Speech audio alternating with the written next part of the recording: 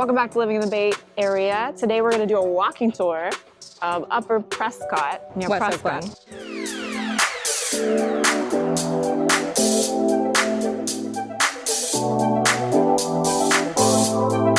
As Heather mentioned, we are in West Oakland.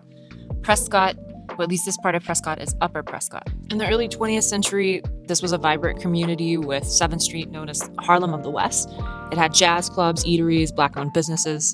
But in the 1950s, the construction of the Cypress Freeway and other urban renewal projects led to displacement and economic decline. Since the last real estate boom, there has been a lot of new development of condos, townhomes, and there are quite a few mixed-use industrial spaces in this part of West Oakland. It's still very industrial. There used to be Brown Sugar Kitchen, which then turned into a barbecue place. There are some staple social clubs like the Continental Club, which is still around. And more about the Continental Club, it was considered the Apollo of the West. It opened in 1961 and had iconic performances from people like James Brown, B.B. King, Aretha Franklin, Jimi Hendrix. It was closed for a while, and then it reopened in 2014, which is great. And then in more recent years, as of this spring, we've got this 12,000 square foot Prescott Market, which opened in April 2025.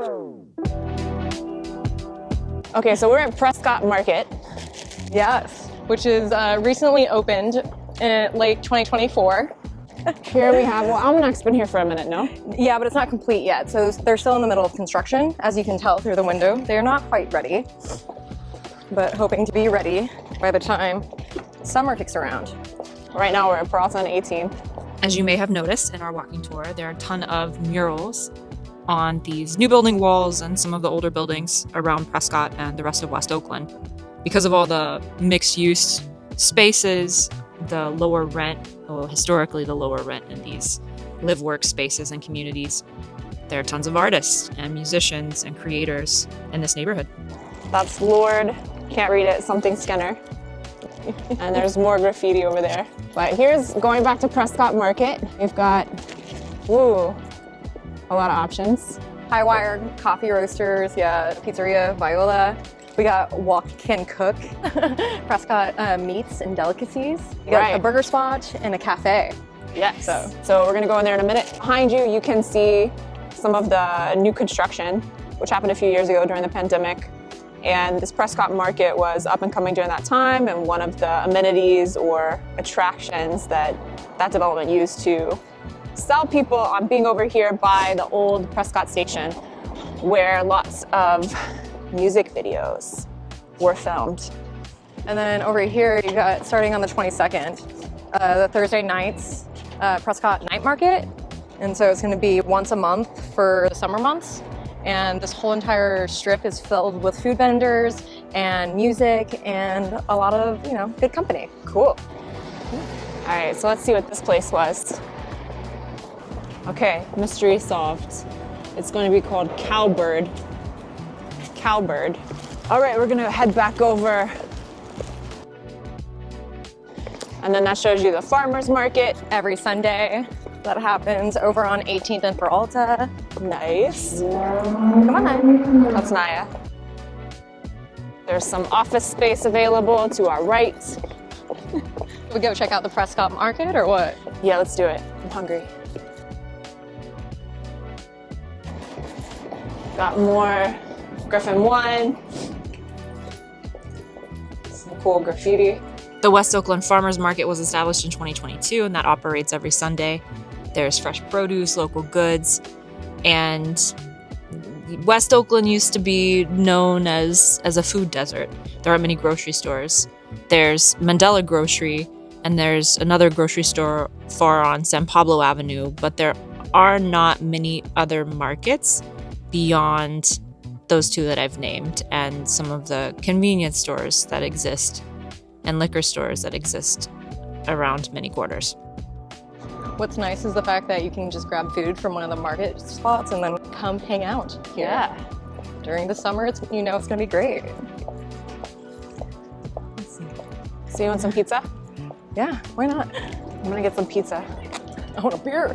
It is open, just kidding. You're gonna get a beer? I think so. All right. Ooh. Let me grab a, do you want Let's to slice go of pizza first and then we'll go get beer. All right. Grabbing some pizza and beer. Looks like this is offices on the right side too. Yeah, switch it around. Yeah, there's some folks co-working over there. Yeah. More artwork, Ian Ross art. Let's do this. Pizza, pizza. Hi. We've got trivia. Okay, are we shooting live? Not live. I'm joking. We're even live streaming this whole time. We got all of this, the background stuff. Hi, welcome to Pizzeria Violetta. Just look around, yeah? Okay, so the first thing that's so cute about this place is it's actually named after the owner's 5-year-old daughter, and she's the cutest little thing on earth. And all of our stuff is so organic and vegan friendly and gluten-free friendly, and our disco fries are so bomb, and they're made in beef tallow. And we have a full bar. We have a full bar down there with amazing liquor, and I'm your bartender, and my drinks are always so bomb.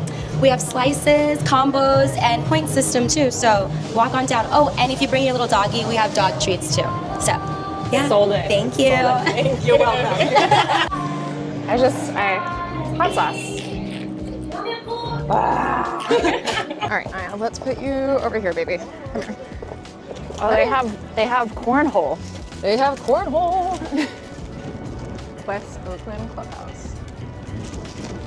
Let's go. Hi, how's it going? Ooh, I love Good.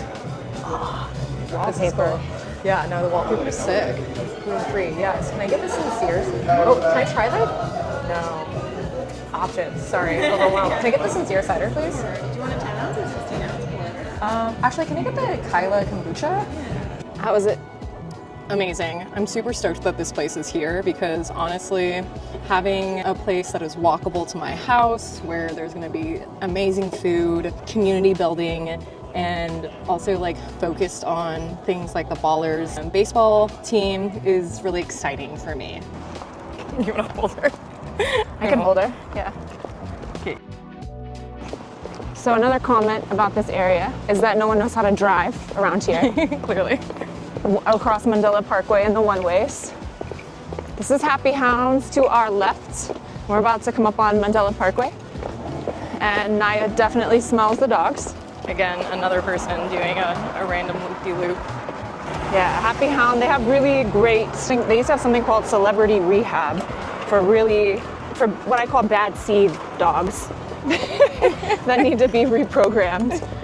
And they have, of course, boarding and regular doggy daycare. And this is along the West Grand and Mandela Parkway intersection, which is a way that people get to work if they commute into the city. It's a secret, maybe not so secret anymore, way of getting to the bridge a lot faster and getting over the bridge a little bit more quickly. And then this Mandela Parkway, I used to run it all the time. A lot of these neighborhoods and just outside of Prescott are converted industrial space, mixed use lofts. We're gonna come across Peralta Studios. Then on the other side, in a neighborhood called Dogtown, you have, again, a mix of old Victorian homes and some new condo development. There was one that was built around my old house selling 664 square foot condos with HOAs of 400 something square feet for $600,000. Starting. And not a lot of common area space, but behind it is an urban farm. And we'll talk about Dogtown another day. Lots of fruit stands always in these corners. When it comes to townhomes, lofts, and newer condos, you could expect to spend anywhere between $475,000 to $900,000. And HOA fees, it just depends on the building, but you're looking at HOAs between $275 to $600 per month. And for single family homes, you find a lot more older Victorians in Lower Prescott and quite a few in Upper Prescott as well. But these style homes tend to sell for anywhere between $700,000 to $950,000 if they've been renovated. What's your favorite part about West Oakland? I think it's a lot quieter than people anticipate. I mean, it depends on which part of West Oakland that you're in, but a lot of artists and creator studios and businesses. There are a lot of creators across the street. We're about to pass what used to be called Burning Man Creator Central. I used to live in one of those types of industrial warehouse spaces which had a lot of burners, and they would create in those spaces before going up to the burn. And yeah, it was crafty and beautiful. What I do like is the fact that recently they have installed these little like slow down dividers for bike riders. Yeah. And so people aren't making as sharp of turns and really having to go slower and be mindful of pedestrians. Yeah, they didn't have these here when I lived in this part of Oakland. Yeah. American Steel Studios is what we were referring to. Pacific Pipe Company, I think it came in before the pandemic as part of that network of climbing gyms. Yeah, it actually broke ground on the space back in like 2018, and then they didn't really open up until during the pandemic. And it is one of the biggest rock climbing gyms west of the Mississippi. Very cool. I had a membership there. I never went there. I will say a challenge of going there during busy times is parking. Yeah. You know, otherwise you're left to park on these main thoroughfares. Yeah, I can definitely say that I have been here, and we're gonna go this way.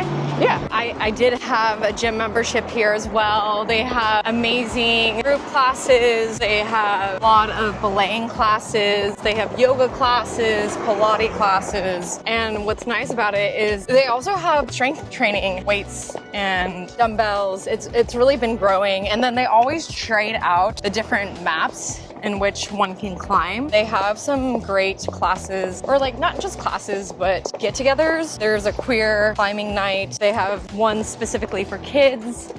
They have a taco truck, so you can go and swing by afterwards.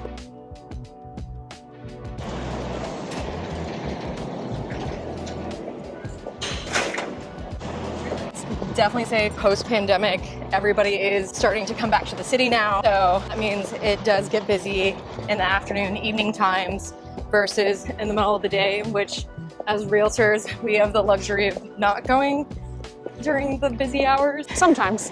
Sometimes, this is true. But yeah, it does get pretty crowded in the afternoons, evenings. It's a cool little hangout spot. Yeah. And then Proyecto Diaz Coffee. There was another one down this way. It's like Kilovolt. Yeah, Kilovolt I always used to go to. I still go there. I'm glad they're still around. Art House Studios is just to our left. That's a new development, condo development, build to own. But it says lease today, so I wonder if they have commercial spaces on the bottom units for lease. Of the art house? Yeah. So these ones specifically are more of a common kitchen space on the first Oh, floor. cool. And then living spaces on Above. Up above. And there's Kilovolt, like you said. Yeah. It's closed for the day. You got American Steel Studios, right? I guess you can't see it with the trees as No, much. not really. So here are the American Steel Studio, where a lot of burners make their art. A lot of art house, you'll get students from the UC coming over here and staying over here because it's cheaper in comparison to being closer to campus. So some exciting community initiatives that have developed over the past decade are the Prescott Greening Project, which aims to combat pollution by increasing green spaces, improving the air quality, especially because Prescott is close to these freeways I mentioned before, and a couple of urban gardens that we've mentioned, some in Dogtown, some close by the old train station. And then there's the Prescott First Fruits Project, which focuses on food justice, creating a seed to table program that includes a working farm, an outdoor classroom, and cooperative kitchen. You got some cool auto body and repair shops. That's where we started. We're headed back to our original Starting point? destination. Yeah. Park's off to our right. Even a little bit of golfing too. And now you have sports enthusiasts who can catch a game at Raimondi Park, which is home to the Oakland Ballers. And we're excited about this because we wanted a professional baseball team after losing the A's. This is newer. You know what? We can go into that little crack right there. It's a big dog. Hi, sweetie. Oh, there is a little putt. I thought that was a makeshift putt. No, putt. it's an actual putt-putt. Oh my gosh. I know you like your putt-putt. I do. When did they construct this? So they constructed it last season when they confirmed that the Ballers were going to be here. And ultimately, they got this up and running in like 2 months. So it must be privately owned and not publicly owned. Well, actually, it's owned by people in Oakland. So they have their fans investing in the team. And they just got done with a final round of community investors. Well, what I was just trying to say is the government's not involved in regulating the funds, and No, they're that not. is why. No, they're not. That is why it came up and running in 2 In months. like 2 months, yeah. Thank you for joining us on our walk of Upper Prescott area. In West Oakland. Yeah. See you in the next one. Bye.